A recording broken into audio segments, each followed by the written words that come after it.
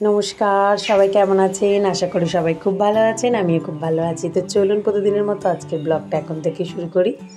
প্রতিদিন সকালবেলা ঘুম থেকে উঠেই আমার প্রথম কাজ হচ্ছে আমার এই ছোট্ট বাগানটিকে পরিদর্শন করে দেখা, কোথায় গাছটা বাড়ছে, কোথায় কমছে, কোথায় ফুল ফুটছে। এই দেখুন, এই ছোট্ট চুবড়িটার মধ্যে আমি বেগুনের দানা বসিয়েছিলাম। কি সুন্দর দুপাতা করে গজিয়ে গেছে। আর এই দিকে বস্তায় বস্তায় যে ফুল গাছগুলো বসেছিলাম তার মধ্যে থেকে এই গাছটাও দেখুন কচি কচি পাতা বেরিয়েছে। এটা একটা লাল বড় জবার গাছ, কি সুন্দর হয়েছে না? যাই হোক, আমি সাকসেস। ওই গাছটা আমি ইউটিউব থেকেই যেভাবে বসাতে হয় ওইভাবে বসিয়েছিলাম, কিন্তু সত্যিই পাতা বেরিয়েছে। এইটা তো গন্ধরাজ লেবুর গাছ, আস্তে আস্তে বড় হচ্ছে। আর গন্ধরাজ লেবুর গাছের গোড়ায় ফুল গাছটাও বেশ সুন্দর হয়েছে। আর এদিকে আছে পেয়ারা গাছ, জবা গাছ, টগর গাছ, এগুলো আগেই ছিল, শুধু একটু কাটিং করা হয়েছে। চলুন এবার আমি রান্নাঘরে যাই। প্রথমে তো ফ্রিজ থেকে মাছটা বার করে জলে দিয়ে দিয়েছিলাম বরফ গলার জন্য। এবার একটু সবজি কেটে নেব। আজকে একটু বানাবো শুক্তো। অনেক দিন দেখি ইচ্ছা হচ্ছে একটু শুক্তো খেতে, তবে আজকে শুক্তোটা একটু অন্যরকম করে বানাবো। তবে শুক্তোর মধ্যে লাল আলু না দিলে যেন শুক্তোটা শুক্তো মনে হয় না, তাই না? হয়তো ঘরে না থাকলে অনেক সময় করতে হয় লাল আলু ছাড়াই, কিন্তু লাল আলুটা দিলে দারুণ লাগে। আবার শুক্তোর আলুটা খেতে আমাদের এত ভালো লাগে। আরই আর আমি তো আলুই খাই শুক্তো থেকে, আর তার সাথে আমার ডাঁটাটা এত ভালো লাগে। আর অন্য সবজি খুব একটা শুক্তো থেকে আমার খেতে ভালো লাগে না, তবে প্লেন আলুটা আর ডাঁটাগুলো আমার খুব ভালো লাগে। তো সেই জন্যে লাল আলুটা দিচ্ছি ঠিকই, যে স্বাদ আসার জন্য। তারপরে একটু গাজরও দিচ্ছি। তবে জানেন, ভুল হয়ে গেছে একটা জিনিস দিতে, সেটা হচ্ছে একটু বিমসটাও দিলে ভালো হতো। তবে ফ্রিজেই ছিল, কিন্তু নিয়ে আসা হয়নি যখন, আর কাটার দরকার নেই, যতটা আছে ততটাই দিয়ে দিই। কারণ শুক্তোতে না এই একটা ব্যায়াম, সব কিছু সবজি একটা একটা করে দিতে দিতে দিতে দিতে দেখা যাবে এক ঝোড়া সবজি হয়ে গেছে। আর এতটা শুক্তো বানিয়ে কী হবে বলুন তো? তবে হ্যাঁ, শুধু শুক্তো দিয়েই কিন্তু ভাত খাওয়া হয়ে যায়। আর এও শুধু শুক্তো দিয়েই ভাত খাই, আর আমিও। কারণ শুক্তো আমরা দুজনেই খুব ভালোবাসি। তবে আরুইর বাবাও ভালোবাসে, কিন্তু ওনার আবার শুক্তোটা চাই তিতোর মধ্যে। ধরুন যেরকম ভাতের প্রথমে একটা তেঁতোর চচ্চড়ি বা কিছু একটা সবজি থাকে না, সেই রকমই উনি শুক্তোটা ভেবে খায়।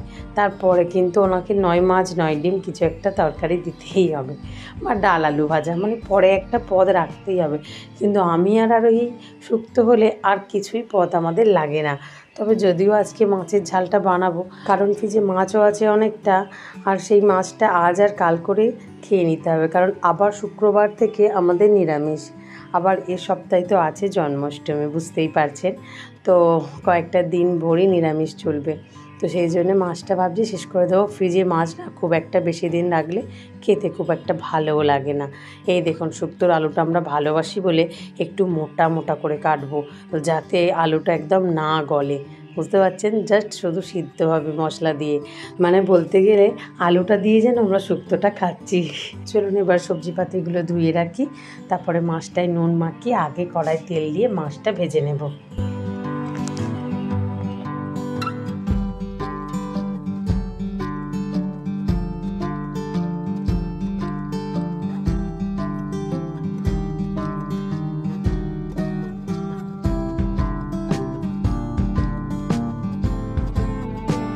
জানেন, আমার আবার এই কাটাপোনা মাছটা ঝাল বা ঝোলের থেকে ভাজা খেতে দারুণ লাগে।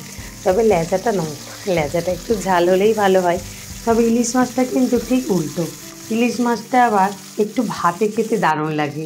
ভাজা তো অবশ্যই ভালো লাগে, কিন্তু ভাজার থেকেও ইলিশ মাছের স্বাদটা বেশি ভালো পাওয়া যায় ভাতেতে। সর্ষে বাটা দিয়ে যখন ইলিশ মাছ ভাতে দেওয়া হয় তখন। তবে এবারে সামনের সপ্তাহে যখন ইলিশ মাছ নিয়ে আসবে, ভাবছি সেটা একটু ভাতেই দেবো। সব রকম করে তো খেতে হবে, তাই না বলুন? ভাতে আর ভাজাই করবো ঠিক করেছি। তবে আর যে বাদ বাকি মাছ টাছগুলো হয় না, যেমন ধরুন বাটা মাছ, শোল মাছ, এটা ওটা সেটা, সেগুলো কিন্তু একটু সত্যি কথা ঝাল খেতেই ভালো লাগে। তবে এই দুরকম মাছ কিন্তু আমার সত্যি একটু ভাজাটাই ভালোবাসি। তো চলুন, গল্প করতে করতে আমার মাছও ভাজা হয়ে গেল। তবে এখন এই মাছের তেলে মাছটা আমি ঝাল করব না, করবো এখন শুক্তোটা। এই তেলেতেই আমি উচ্ছেটা ভাজতে দিয়ে দেবো। উচ্ছেটা আগে থেকে আমি একটু নুন মাখিয়ে রেখে দিয়েছি। আর উচ্ছেটা তো একটু বড় বড় করে কাটা শুক্তোর যেহেতু, তাই একটু বেশি তেলে উচ্ছেটা ভাজলে না বেশ মচমচে হয়। তবে আমাদের উচ্ছে আলু যখন ভাজা করি তখন একটু বেশি তেলেই করি, করলে কি হয় খুব সুন্দর একটা স্বাদ আসে। তবে হলুদ ছাড়াই করি, আর আজকে শুক্তোটাও কিন্তু তাই করব, হলুদ ছাড়া। শুক্তো তো একটু সাদা সাদাই ভালো লাগে, যেহেতু একটু দুধ দেয়া থাকে। তবে আজকে আমি দুধ কিচ্ছু ইউজ করব না, আজকে একদম অন্যরকম করে শুক্তোটা বানাবো। এই দেখুন মশলা বেটে নিয়েছি, এখানে আছে সর্ষে, জিরে, একটু পোস্ত আর আদা। তবে রাঁধুনিটা আমি আজকে দেব না শুক্তোয়, কারণটা হচ্ছে আজকের এই শুক্তোটা আমি বানাবো ইলিশ মাছের মাথা আর ইলিশ মাছের তেল দিয়ে। দারুণ হয়, আপনারা করে দেখবেন একবার ইলিশ মাছের তেল বা ইলিশ মাছের মাথা দিয়ে শুক্তো। তবে আজকে শুক্তোতে আরও একটা জিনিস দেবো না, সেটা হচ্ছে ঘি। ঘিটা দিলেও কিন্তু এই ইলিশ মাছের তেলের গন্ধটা অতটাও সুন্দর আর থাকবে না। এই দেখুন আলুটা ভালো করে আগে ভেজে নিয়েছি, তারপরে কলা, ডাঁটা এগুলো যেরকম দেবার হালকা করে একটু ভেজে নেব, তারপরে সবজিটা পুরোটাই দিয়ে দেবো। দিয়ে একটু নাড়াচাড়া করে আমি আগে শুক্তোটাকে নুন দিয়ে আর একটু সামান্য লঙ্কা গুঁড়ো দিয়ে এটাকে সিদ্ধ করে নেব। এইভাবেই আমি শুক্তো বানাই। তারপরে যেরকম মশলা দিয়ে কষতে হয়, তারপরে মশলাটা আমি ফোড়ন দিয়ে কষে নিয়ে তারপর শুক্তোটা সম্বরব। তবে তখনই আমি ইলিশ মাছের মাথাটা দেব, আর তারপরে নামাবার আগে ইলিশ মাছের তেলটা। এইভাবে শুক্তো করে দেখবেন, দারুণ লাগে।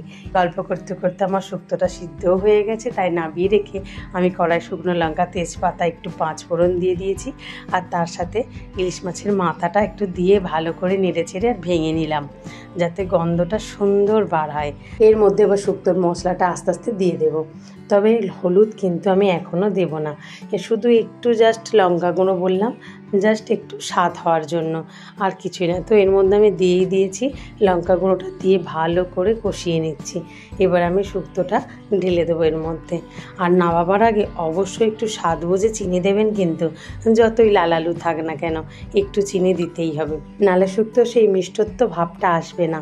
এই দেখুন বেশ মাখামাখা হয়ে গেছে, যেহেতু পোস্ত আর সর্ষে একসাথে আছে সেই কারণে। তো আজকে আমি কিন্তু আর এর মধ্যে দুধ দেবই না, স্বাদ মতো একটু চিনি তো দিয়েই দিলাম। এবারে ভেজে রাখা উচ্ছেটা এর মধ্যে ছড়িয়ে দেব, কারণ উচ্ছেটার যে তিতো ভাবটা সেটা প্রথম থেকে তো ফোটালে হবে না, তাই সম্বরার পরেই এটা দিয়ে দেব। এরপরে একটু ইলিশ মাছের তেল আছে, সেই তেলটা এর মধ্যে দিয়ে দেব। ব্যাস, তার কিছুক্ষণ পরেই, ধরুন 5-10 মিনিট পরেই আমি শুক্তোটা নামিয়ে নেব। ব্যাস একদম কমপ্লিট। পরে একটু পেঁয়াজ, কাঁচা লঙ্কা, টমেটো দিয়ে আমি মাছের ঝালটা বসিয়ে দিচ্ছি। তারপরে চুলনতি জালের বাবাও ডিউটি বেরাবে, টিফিন গোছাবো, আর আরোই আছে স্কুলে যাবে। পরীক্ষার পর আজকে প্রথম ওর স্কুল। দুপুরবেলা স্নান টান করে আমি ভাত খেতে বসেছি। এত সুন্দর লাগছে শুক্তোর কালারটা দেখে না, পুরো মনে হচ্ছে কোনো অনুষ্ঠান বাড়ির শুক্তো। শুধু একটাই ডিফারেন্স, সেটা ইলিশ মাছ দিয়ে বানানো, মানে ইলিশ মাছের গন্ধ আছে, কোনো ঘিয়ের গন্ধ নেই। দারুণ স্বাদ হয়েছে জানেন।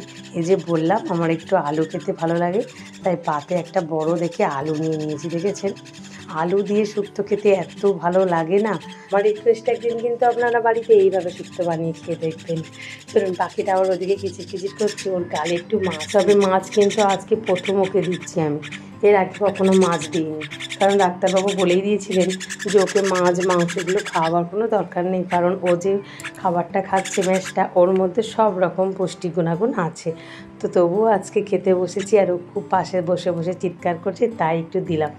একটু আলুও দিচ্ছি শুক্তোর, কিন্তু মানে খেতে ঠিক পছন্দ করছে না, ওই দেখুন ফেলে দিচ্ছে। চলুন, আর এখন থাক, আমি আপাতত খাবার দাবারটা খেয়ে নিই, তারপরে ওকে আস্তে আস্তে বসে একটু ওর ম্যাশটা খাইয়ে তারপরে চাপা দিয়ে দেবো, দুপুরবেলাটা ঘুমাবে। তবে চলুন, ভিডিওটাও তাহলে আমি আজকে এখানেই শেষ করি। আগামীকাল একটি নতুন ব্লগে আবার দেখা হবে। সবাই সুস্থ থাকবেন, ভালো থাকবেন, সবাইকে ভালো রাখবেন। আর ভিডিওটা কেমন লাগলো অবশ্যই কমেন্ট করে জানাবেন। আর যদি ভালো লাগে তাহলে একটা লাইক আর সাবস্ক্রাইব করে পাশে থাকবেন। টাটা।